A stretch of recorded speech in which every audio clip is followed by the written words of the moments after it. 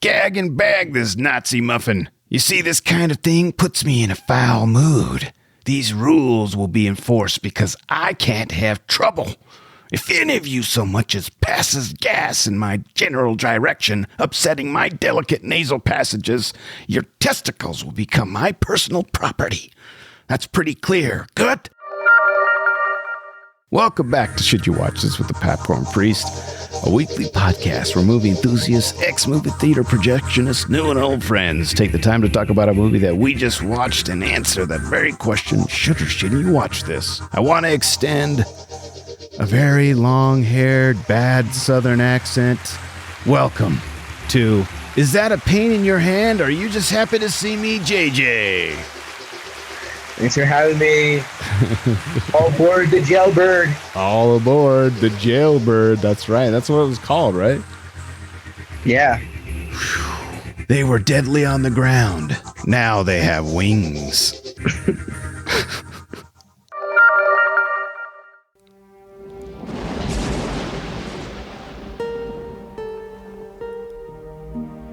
This one's a little longer, and I wanted to leave He's a U.S. Ranger. Highly decorated. Did a little hell raising when he was a kid, but nothing serious. He's defending his wife. Got in a drunken brawl. And he killed a guy. Could have happened to you or me. After serving the last of his sentence, Cameron Poe is taking the first plane home to his wife and daughter. Today's flight is a special one. We're populating Louisiana's Felton Penitentiary. These guys are the worst of the worst. See a lot of celebrities among us. I see 11 primetime lives, 3 Regents and Kathy Lees, and a genuine 2020 interviewee. What you looking at, punk? Nothing, I was just mind on your cage. But one wrong flight Stewardess, what's the in-flight movie today? can ruin your whole day. What happened? We caught the plane, man! Welcome to Con Air. Jailbird 1, you are not cleared for takeoff. And nobody on this aircraft gives a flying. The issue here is how the plane is brought down. Shoot it down. There are innocent people up there.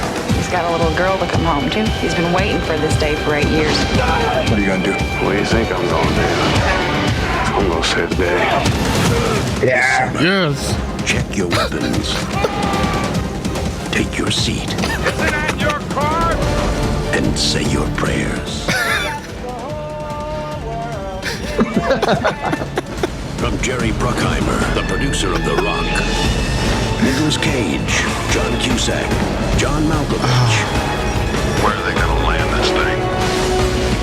How do you feel about the blackjack tables? On June 6th. Buckle up. Buckle up. Con Air. Directed by Simon West. Thank you, and have a pleasant flight. Dude, I felt like, out of reverence to this movie and the disservice that I did to it by not watching it when I should have, I wanted to let that trailer breathe all the way through. It's amazing. Hype trailer. And there's something in the trailer that's not in the actual movie where Cusack says, where we're going to land, when he goes, on the blackjack tables. Oh, yeah. Like, that's not in the movie. That's not in the movie. And some of the dialogue of the when he's saying, like, some of these are what was the quote I did of last week? Current Affairs, hard copies, and Geraldo. They say a couple of different ones on that one. It's like a different clip. It's interesting, but epic trailer. I don't like saying that word epic because people overuse it all the time, but this is an epic trailer. It's a top tier film trailer for sure. Yeah. Anyway, I'm glad you guys bore with me because I had to play the whole thing. It's unbelievable. Let's get into popcorn trivia. Let me tell you something, Pandeo. I only have a couple of trivia points because actually, no, I have a lot. I have a lot. So let's go through these. Despite the fact that most of the movie takes place in the Nevada desert, Con Air was actually shot in the salt flats of western Utah, which shout out to the JJ and the priest because we hearken from Utah. So then to the salt flats, popular filming location. Correct. So it took place in the salt flats of, like you just mentioned, of western Utah. Airports in Salt Lake City and Ogden Airport, roughly 40 miles north of Salt Lake City, were used to replicate scenes set in Oakland and Carson City. As for the junkyard airstrip the convicts end up landing at to change planes, a set was created near the small town of Wendover. Regarding the visual effects of Western Utah, director Simon West remarked that it looked like the surface of the moon. Yeah, we've got all kinds of weather and natural formations here in Utah. I think, too, I saw somewhere where you can actually go to the Wendover airfield and see the jailbird that was used in this movie. That's what I heard, too. And I kind of So I think we need to make a trip over there. Yeah. And go see the jailbird C-123. I think it's might be in our destiny. Yeah, for sure. All right. Here's a couple of casting, what could have been for casting. And again, most of this is probably hot garbage, but I always like looking them up. The role of Cameron Poe was originally offered to Sly Stallone and Kurt Russell. But both actors declined to appear in the film because both Stallone and Russell hated the script. I think this movie is perfectly cast, and I'm so glad Cage is our Cameron Poe. Yeah, Cage Poe. I like that. Here's another one. Patrick Swayze was also considered for the role. Get out of here. I want Swayze as my Poe. That would have been a weird movie, dude. Yeah, but it was kind of like it was right there. Back then. Yeah. Well, I guess Ghost, coming off Ghost, yeah, that would have been an interesting pick for him. Here's some more. Stephen Baldwin, William Baldwin, Tom Cruise, Johnny Depp, Dolph Lundgren, Brad Pitt, Keanu Reeves, Arnie and Sly, of course, Steven Seagal, Jean-Claude Van Damme, and Bruce Willis were considered for Poe. Just everybody that was living back then. Yeah, every male actor was considered. Male, 20 to 40.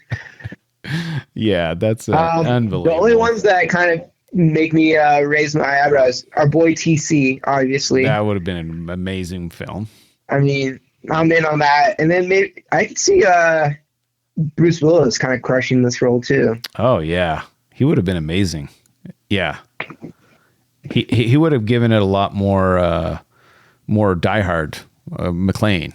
That's, I think, what we would have got. I mean, it's kind of hard to do that and Die Hard. So I'm glad, once again, we got our boy Cage, the Cage Poe. Yeah, it worked. It worked out. Here's some more trivia. The Las Vegas scenes were filmed at the legendary Sands Hotel immediately prior to its demolition in the late 1996. When the production team heard about the city's intentions to basically demolish this historic landmark, they immediately scheduled a multiple camera setup to take advantage of the rare event, which is what you actually see in the movie.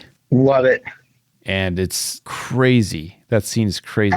There's some CGI leading up to it that's a little iffy, but after that, all of it is in camera. It's amazing. I like how they're just like, yeah, they find out this hotel is being demolished. Like, hey, yeah, can we fly this plane in before you demolish this more ridiculous, outlandish movie? Yeah. And they allowed it. I think it's great.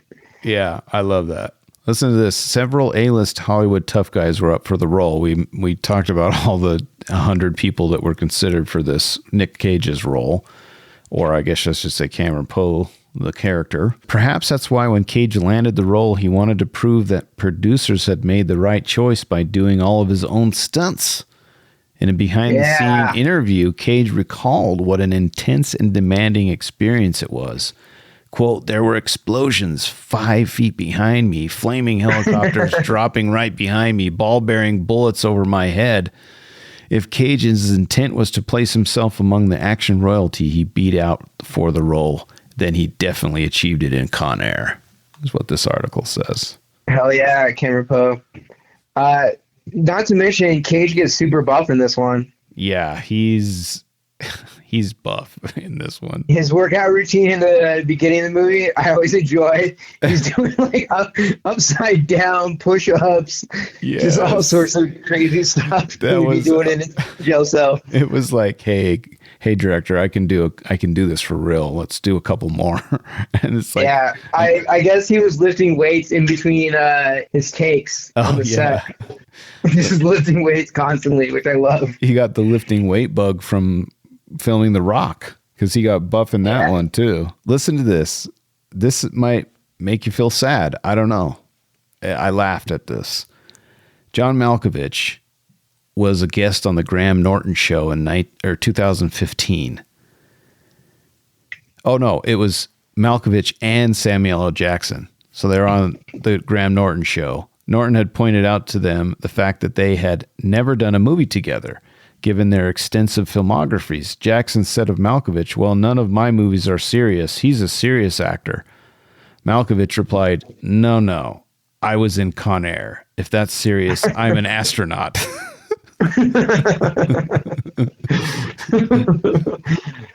I love it. Here's another. That's what you love about this and appreciate about this movie. Like, it doesn't take itself too seriously. Like, it knows it's kind of ridiculous, and it just goes all out. Yeah, and I love that the actors are playing it real. That's what makes it better. Malkovich just cooks in this movie. Oh yeah. If they thought they were not making trying to make a good movie, it would not have been as funny. But because they really were putting it in, and that it was still had some funny jokes, it just pushed it over the top. Yeah. That's a great quote from him, though. Here's another one from Malkovich.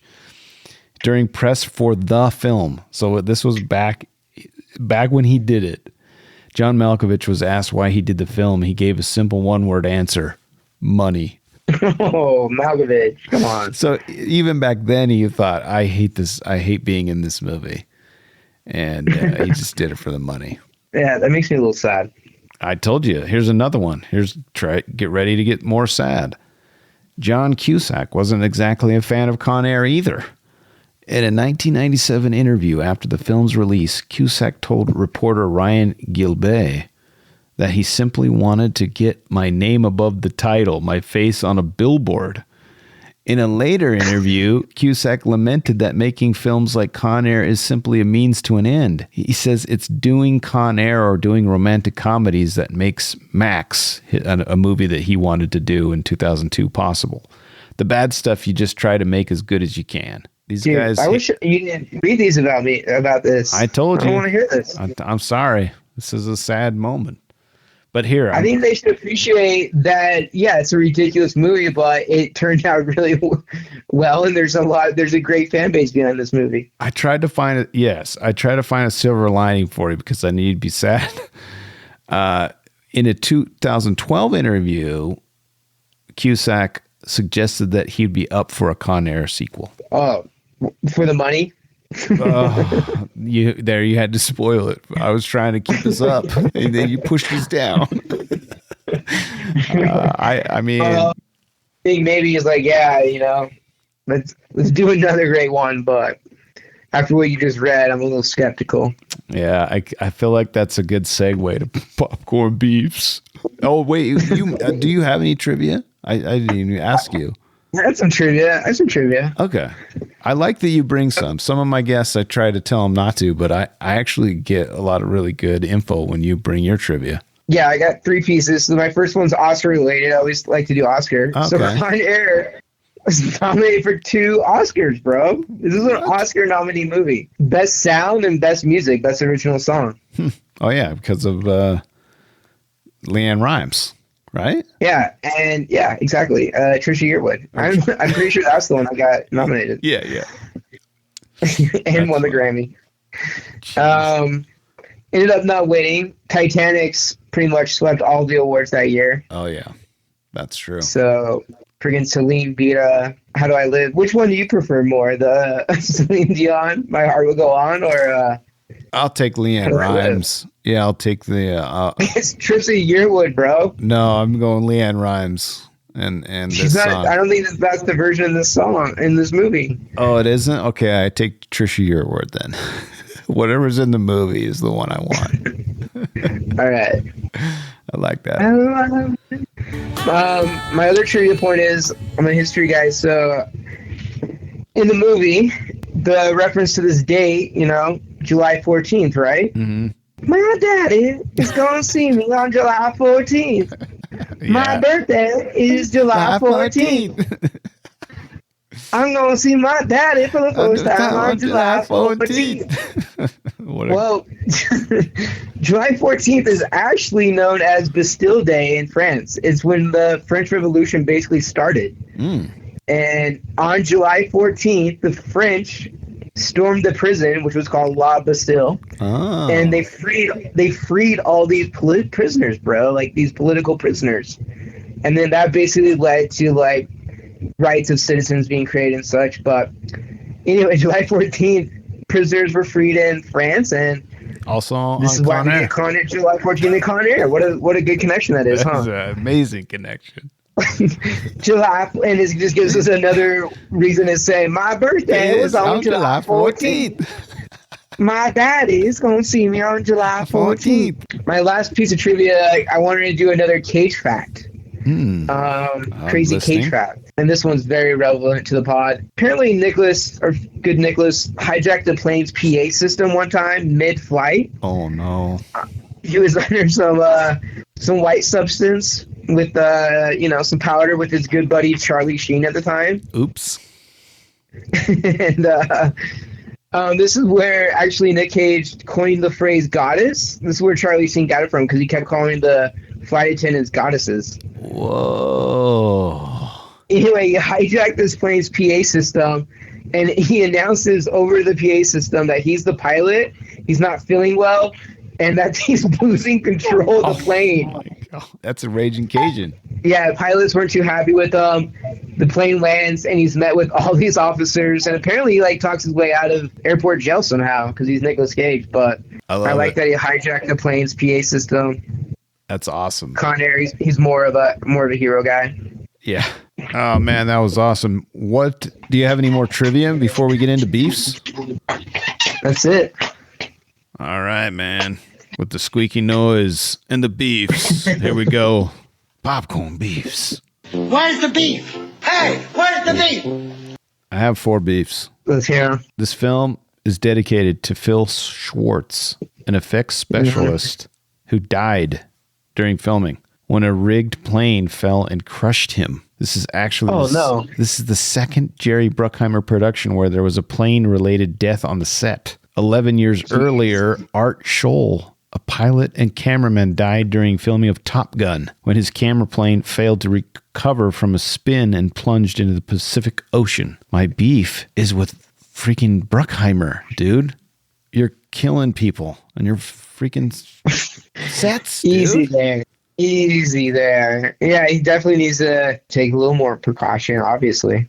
Yeah, I mean, I hope you're paying these families, Jerry, because that's beef. My next beef is, it was said that Nicolas Cage traveled to Alabama to work on his accent. My beef. Oh, really? My beef is with you, Nick. It's funny. Your accent's funny. It's not accurate. It's not. It's not good. Would you want him to have another accent? I don't know. This movie? It felt so out of place. Like, why would he pick that as his accent? Just talk normal. I think the more you watch it, the more you're gonna love it. I mean, obviously, I like it because it sounds so terrible. That's why I like it. But maybe I'm wrong. I don't know. I'm not around a lot of Southern accent. Dear Casey, school is very important. Dear Casey. That's a pretty good. That's a pretty good Cameron Poe. Dear Casey. I don't know. It's a beef. My next beef is, there have been recent talks about a Con Air sequel. Simon West, Nicolas Cage, John Cusack, and John Malkovich have all expressed interest. My beef is, what? Why are we not making another one? Yeah, and Malkovich got his head smashed in, but I'm all for bringing him back. Yeah, there could be a prequel or some flashbacks. Yeah, that's right. His brains are hamburger, dude. We're in spoiler zone, so pop off. My last beef. I don't know. I don't know if you're going to agree with this one, and it's okay. But the studio originally wanted someone that I dearly love to direct the film, and he didn't do it. His name is Tony Scott. Whoa. That's my beef. I don't beef with what we got because I'm telling everyone it's a gift. It's a gift to me. It's a gift to all. And Tony Scott, I think, would have done a cooler job, even still. But maybe we don't get some of the weird stuff and the funny stuff. I don't know. I love this version, but I'm in for a Tony Scott version too. Okay. What are your beefs? I got some beefs. All right. You mentioned a sequel, right? This is kind of related. Like, why is this not a Netflix series where like each episode is like each character's background? Like, don't you want a pinball episode, a Swamp Thing episode? Oh my gosh. Yeah. How did they get?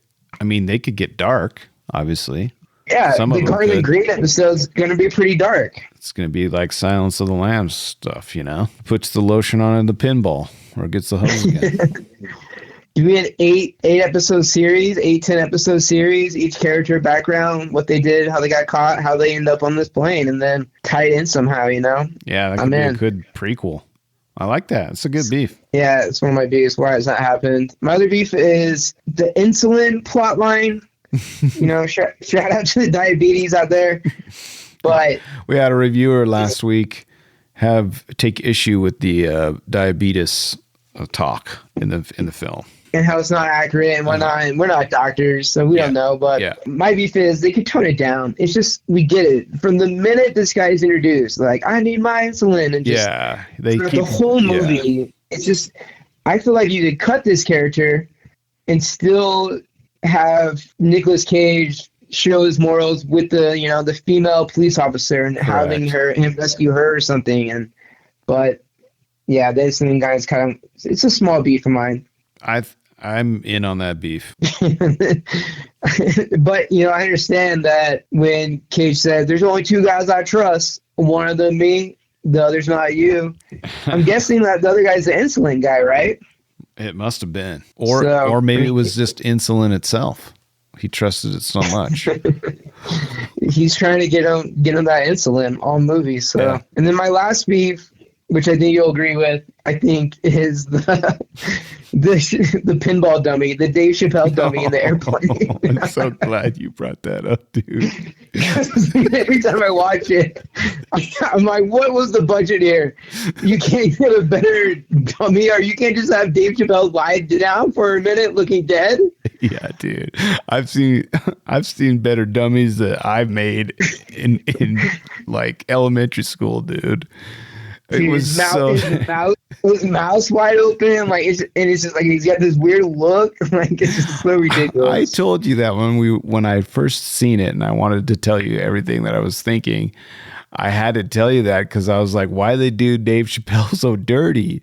Why don't they just bring him in for that shot and just lay him there? Why do we have to have a dummy that looks so weird? It's so the bad. Dummy, like when he's out of the plane, when Pinball falls out, poor Pinball. But the dummy before just kind of like makes me laugh every time. Yeah, it's a pretty bad dummy. So that's a great. Just some beefs that don't take away my enjoyment of the movie whatsoever. No, but I like that we're drawing a little light, shining a little light on these beefs. People need to know. Yeah. It's not perfect, but we love it. All right, popcorn puzzles. A sphincter says what? What? A sphincter says what? What? Exactly. All right. Popcorn puzzles. I have a few. It was released in June 1997, the same month as Nicolas Cage's other action hit, Face Off, from 1997, which came out a few weeks later. The films were shot consecutively from the summer of 1996 to spring 1997, with the two productions nearly overlapping at one point. The puzzle is what happened in my life that I didn't know all of these things were happening, and no Face Off, no Con Air. I saw The Rock. I didn't see these. Yeah. It's a puzzle. Yeah, I don't know what's going on with popcorn back then. What were you, like 16, 17? You were cruising around for the first time? I don't know. Yeah, maybe. Just chasing some ladies, maybe. I don't know. Chasing some tail, and just Nick Cage wasn't on your radar, but you're making up for it now. Yeah. I'm grateful. I'm so grateful. Right at the end of the movie, Garland Green, Steve Buscemi, lefted the plane crash scene without being injured. Oh, left, not lefted. And started to gamble at the Las Vegas. I just said at the Las Vegas. Listen. You might redo this. No, I've got more soldiering on. Why is Garland Green? He's back in the movie. And how did he survive? And what is he doing? Why is he gambling? It was so weird. What a weird scene at the end, dude. Right? Dude, I had this under my puzzle as well. It ends with Steve Buscemi, Garland Green, this guy that's murdered 30 people. And wore someone's face as a hat. Yeah, his head is a hat. Playing craps. And then it has Sweet Home Alabama, like a really upbeat like song play out as the outro, like a happy ending that this murderer is just free, living the life on the biggest strip. It is a puzzle. Yeah, I had this weird feeling. I'm like, oh, did I miss something? Did he steal some money somewhere? Like, what is happening? He got some money somehow, and he's hitting the tables. Big puzzle for me was like nobody's like the cops started looking for him. Like he's the one, like probably the most like well known besides maybe Cyrus. Yeah, and like he's just out there in the public playing craps. Yeah, it's like if Charles Manson had just randomly was playing craps. People would know who he looks like because he was probably on the news a lot if he had murdered 30 plus people. Yeah, it's a super weird ending. Yeah. Like, are people happy? Like, is the audience happy that he's got away? Like, the music suggests that, but yeah, it's weird. So here's my other puzzle. I'm assuming they're showing that the little girl waves at the plane so that we know that she didn't get hurt. Yeah. Weird though. Really? That is a weird, that scene always kind of takes me out of the movie. Like, one, it's not in any of the locations like where everybody else is. And it just seems like out of place. Yeah. It is kind of a weird scene. Like, what's the purpose behind this scene? Like, are we trying to give him redemption? Now? Like, yeah. Like what? this guy that wore his head as a hat, like, has some redeeming qualities. Like, I don't know. We're already two of Steve's biggest scenes in this movie. We're calling into question. Yeah, but when he's singing, he's got the whole world in his hands. As the plane's going down, it's pretty great. It's pretty great. That's why I wanted to leave it in the trailer this week because it's so hilarious. He's got the whole world in his hands. He's got the whole world in his hands. He's got the whole wide world. I can't be free. I'm gonna die. I have more puzzles, dude. Jesse Borrego studied real-life drug kingpins and crime lords for his role as Francisco Cindino. The most notable aspect incorporated in this role is the Colombian drug kingpin, narco-terrorist, politician, and Medellin cartel founder Pablo Escobar. My puzzle is what happened? I didn't get what was going on. They were trying to smuggle in a cop. What I heard, because I've only seen this a time in my life, I heard that he was supposed to get some confession from somebody, and that's why he had the tape. But what? I don't know. It's just kind of a side plot that I don't think it's too important to the story. I just don't know what the heck was going on. I'm like, what? When they were supposed to exchange planes, I guess like Cyrus had made arrangements for another plane, and somehow it got mingled up with the cartel somehow, and the cartel ended up going back on their deal. Helping, although they were going to help him get out, right? And then they decided not to help him.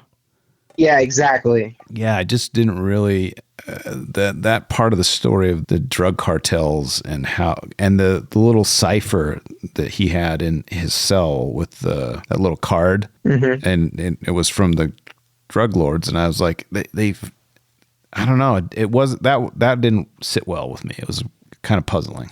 Yeah, I heard it. And then this is the craziest thing. I left it to the last of my puzzles. J.J. Abrams did a dialogue polish on the script. That's kind of cool. I didn't know that. Is he just doing script writing in his early years? Cleaning some things up. Yeah, right. Some action movies. All right. I like that he had a part in Con Air. Thanks, JJ. Yeah, I wasn't expecting that, but yeah. A fellow JJ. I mean, he is known to do, like, you know, stuff with planes. True. I'm going to say it again in case you missed it. A fellow JJ. Yeah, I respect JJs. Okay. Because you are JJ. Okay. Indeed. That didn't hit as well as I wanted to. Let's go. Do you have any puzzles? More puzzles than that?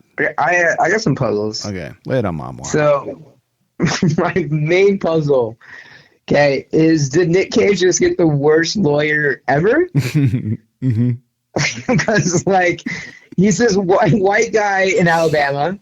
He's a veteran, okay? During the night of the event where he, kills somebody by smashing his hand up against their face, he's provoked. It's an act of self-defense, right? Correct. There's witnesses at the bar, at this oyster bar. And his lawyer says, it's 97 years. Yeah, he's like, plead guilty, you'll serve 1 year. Nick Cage, Cameron Poe, ends up serving 7 to 10 years, my man. Get a new lawyer, dude. And worst lawyer ever. And then the judge, this line always makes me raise an eyebrow, where he's like, you're a deadly weapon and not subject to the same laws as others.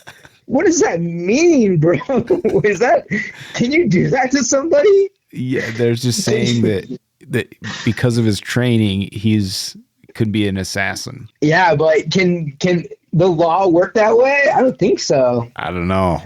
We need some lawyers to chime in here and let us know, because we're puzzled. But just the worst lawyer ever. Feel bad for Cameron Poe. You didn't deserve that sentence.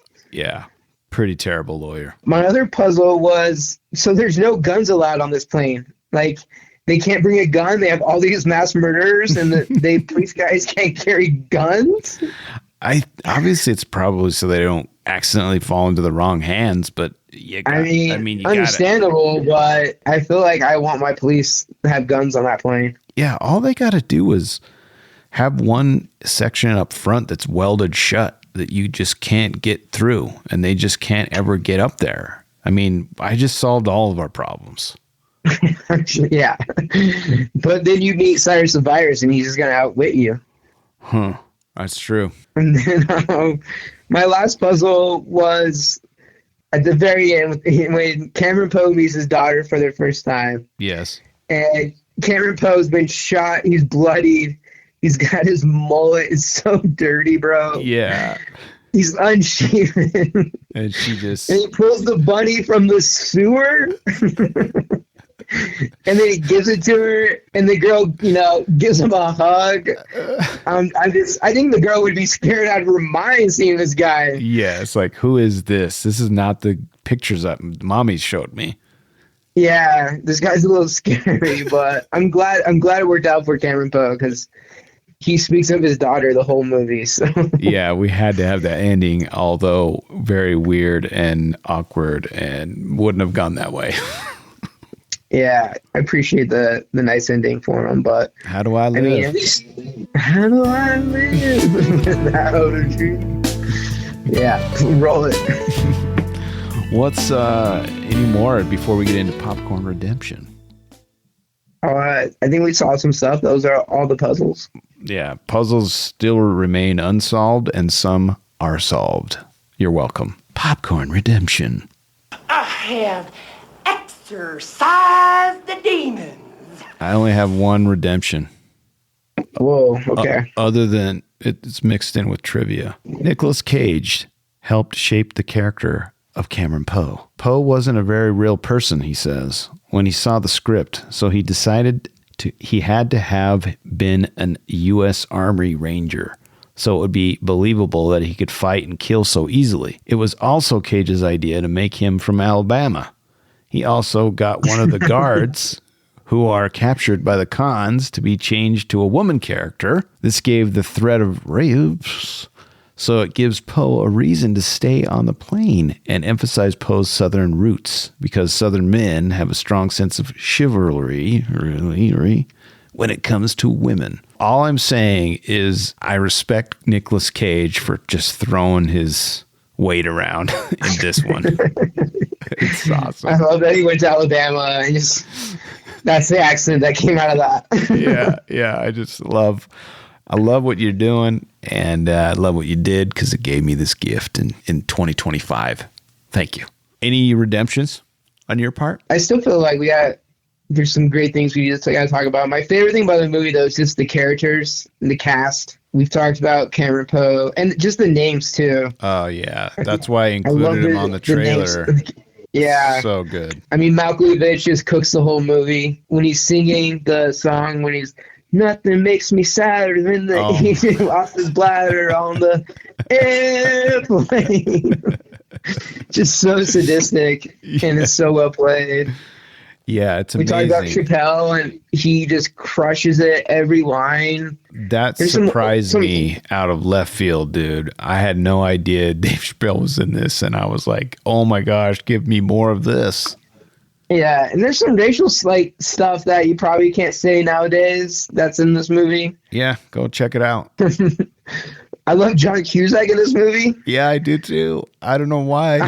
I like it. Yeah, I think he's great. When he's doing, my favorite scene might be the prisoner rundown, when we're introduced to all the characters, and Cusack's just going a mile a minute, and he's, Billy Bedlam, caught his wife cheating with another man, drove 5 towns over, killed her parents, brothers, even her dog. Yeah. It's like he was an announcer. Yeah, it's amazing. Yeah, I love that scene, just the introduction of the characters. And then, one thing, too, about this movie we haven't talked about is the soundtrack. We talked about the How Do I Live, but the epic guitar riffs. Oh, my gosh. The riffs were mentioned last week, and they're epic. When Nick Cage and his insulin buddy, he's dying, he's like, I'm going to show you God does exist. And then it's like, it's so good. It's really good. I love the camera angles that this guy's shooting at. They're pretty amazing and fun. Yeah, when Steve Buscemi's in the jail and he's talking to Cyrus, those camera angles are really cool. Shot inside from his perspective. I really like. Just the last thing, it's just the quotes. I mean, this movie's got some great one-liners. The make a move and the bunny gets it. Yeah. It's a great one. It's really good. That's clever. My daddy is coming home on July 14th. My birthday is July 14th. I'm going to see my daddy for the first time ever on July 14th. Make a move and the bunny gets it. I like when Nick Cage is fighting the drug cartel and they put their silencers on their gun. He's like, well, hooray for the sounds of effing silence. Yeah. I was laughing a lot in this movie. Yeah. And we mentioned last pod with the car, that's a Stingray, and it's an awesome car. And when that's attached to the airplane and it's flying in the sky, and Nick Cage and that wonderful accent is like, on any other day, that might seem strange. Yeah. I don't know. Some of that, they really pulled or pushed that car through that, guard shack thing or whatever tower. Yeah, it looks awesome. It was really cool. And I don't know if they really pulled it along, but there's some scenes where it looks really real back there. Yeah. One thing too I like about movies, this kind of just takes over the place over one long day, and it's a very busy day. But we kind of begin with Cameron Poe getting released, and we got that beautiful shot of slow mo and his mullet out of the bus. That's such a meme, It is. I know where it comes from, dude. Yeah, and we end the day with the Vegas, plane crash on the sunset on the Vegas Strip. Yeah, I was smiling ear to ear the entire time I watched this. I just can't believe I missed it. It's a gift. I keep saying it's a gift. I appreciate the gift. Any more redemption? I think we covered it all, my man. Dude, this is hard. What's the rating? Because I did a whole 3-part, 4.5 hour long series of why I suck at making ratings. I'm finding it hard not to give this a golden bucket. What do I do here? I think you go with your heart. I'm giving it a golden bucket. Oh my gosh. I think I have to do it as well. Oh, I don't care. It's so good. Do you like this more than The Rock? Can we put this up against The Rock right now, or is it too early? I mean, it's so hard for me to say a movie is better than a Michael Bay film, especially with Sean Connery and Nick Cage, who I love in this film. It's like Sophie's Choice. But if I had to pick, if I had Cyrus the Virus's gun to my head, I would pick Con Air. Wow. I think I would pick Con Air. Love it. Yeah. I mean, can you split it? Can you split it? It's hard. But this is just, an over-top blockbuster. It's why you love movies. I don't got to think too much. Just let the fun ride out, Yeah. I'm to the point where I'm not, it sounds silly, but I'm really seriously considering buying, if these 3 movies come out on 4K, I'm going to buy all of them. The Holy Trinity. The Holy Trinity. We got the Holy Spirit for the grand finale. The grand finale. It's coming, guys. That's it. That's all we have. Is one left. Anything else we missed? Face off. Oh my gosh. No, I think we covered it. We gave Con Air justice. Just shout out to Bruckheimer, first time director, Simon West, the cast, the stunts, the crew. The plane. Awesome. The cool looking plane. It's beautiful. It's so cool. Oh man, this movie is amazing. Yeah, thanks for the ride, the wild ride. So many golden buckets. It's so good. I can't believe it. Yeah. And thanks to you, JJ, for allowing me to come on this journey with you, because it's been, like I said, a gift. Yes, sir. That's it for this week, but I'm with you always. I love movies and would love it if you would share the love. Share this with the movie lover in your life. If you made it this far, go give us a 5-star review on Spotify or Apple Podcast. I command thee. As always, thanks for listening, and thanks to my special guest. Make a move or the bunny gets it, JJ. Thanks for having me. Excited for Face Off, my man. I am too. This is going to be an amazing triple feature, and we get to watch it together. I'm looking forward to it. Thank you. And always remember, when you watch movies, you can pop off, pop in, or pop out of the plane. But when you do, always bring the popcorn. We'll see you next week for Face Off. Without you, there'd be no sun in my sky. There would be no love in my life. There'd be no